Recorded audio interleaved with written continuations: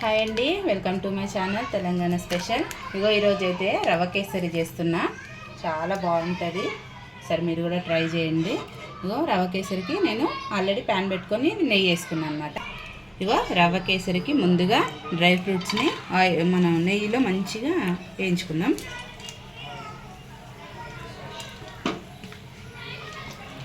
వీటిని మంచిగా కలర్ వచ్చేదాకా ఫ్రై చేసుకుందాం. నెయ్యిలో మంచిగా ఫ్రై అయిపోయినాయి, తీసేస్తున్నా. రెడ్ కలర్ అయినాయి అన్నమాట.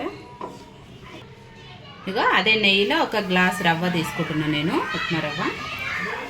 దీన్ని మంచిగా నెయ్యిలో మంచిగా ఫ్రై అవ్వనివ్వాలి. కలర్ వచ్చేదాకా నెయ్యిలో మంచిగా ఫ్రై చేసుకుందాం.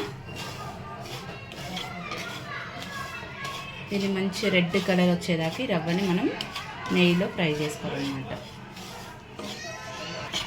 ఇగో ఇంత మంచిగా కలర్ వచ్చేదాకా నేను ఫ్రై చేసుకున్నాను అనమాట.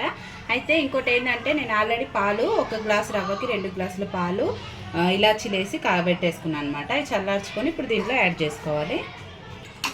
ఇగో కొన్ని పాలు ఫస్ట్ యాడ్ చేసుకుంటూ కొన్ని యాడ్ చేసుకుంటూ చక్కగా కలుపుకోవాలన్నమాట.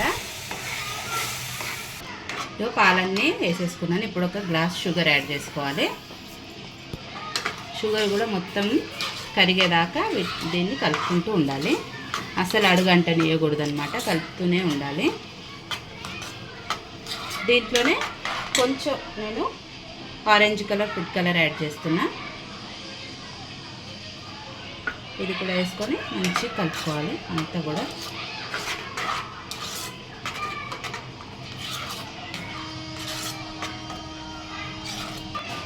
ఇగో ఇంత మంచిగా కలిపేసుకున్నాను అనమాట నేను, మొత్తం దగ్గరికి అయిపోయేదాకా. ఇప్పుడు మనం దీంట్లో ఇగో ఇందాక వేయించి పెట్టుకున్నాం కదా డ్రై ఫ్రూట్స్ వేసేసుకుందాం. అసలు అడుగంటనివ్వకుండా మంచిగా కలిపేసుకొని డ్రై ఫ్రూట్స్ వేసుకున్నాం కదా, ఒక్కసారి కలుపుకొని ఇంకా స్టవ్ ఆఫ్ చేసుకోవడం అనమాట. ఎంతో టేస్టీగా ఉండే, ఈజీగా సింపుల్గా చేసుకునే రవ్వ కేసరి రెడీ అయిపోయింది. ఇప్పుడు స్టవ్ ఆఫ్ చేసేస్తా. ఓకే, చూసారా రవ్వ కేసరి సూపర్ అయింది.